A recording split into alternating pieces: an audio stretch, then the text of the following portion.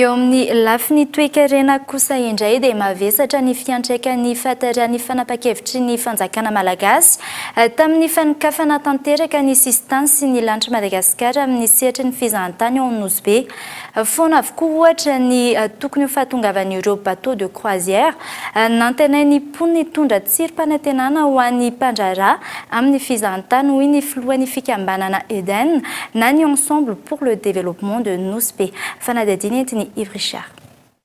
Mikororoso fahana ny sehatry ny fizahantany ao Nosbe na voaresaka manokana nandritra ny fanambarana iombonana navoaka ministeran'ny fizahantany ny fitaterana sy ny fahasalamam-bahoaka ny 10 martsa aza ny fepetra amerenana tsikelikely ny sehatry ny fizahantany ao atoerana tsy izay ny zava-miseho hatreto hoy ny filohan'ny fikambanana Eden na ny ensemble pour le développement de Nosbe.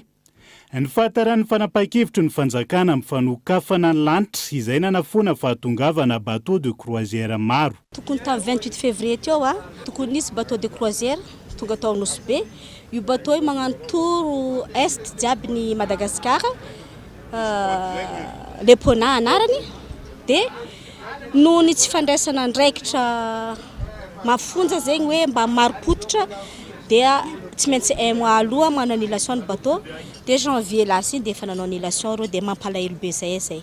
Manao 7 touché normalement izo zany tsy hoe bateau ngeza be reny ohatran'ny fitatsika reny izy fa bateau kelikely ihany izy fa mampidibola ihany izy na zany aza. Ankoatra io samby voalaza ho tokony tondra mpizahatany manodidina ny 200 io.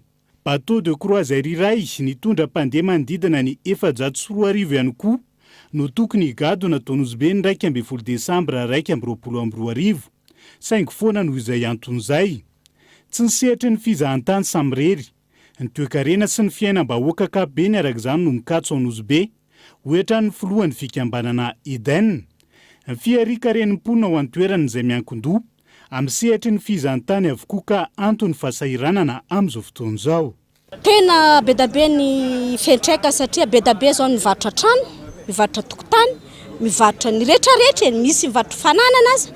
Tena betsaka ny satria ny fisetra ny fizahantany manko tsy zahay ny opérateur ihany no bénéficie azy fa ny vahoaka rehetrarehetra na ira Madagasikara teniko bénéficie io zavatra io. Indrindra ao Nosbe ny rehetrarehetra ataoko fa 90% ny mponinao miena amin'io ary akamaroany vehivavy daholo.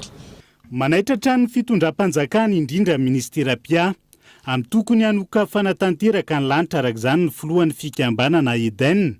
Ny andavanandrom-piainan'ny mponina sy ny famivelarana Nosbe izay namafisiny fa tsy afa-misaraka amin'ny sehatry ny fizahantany.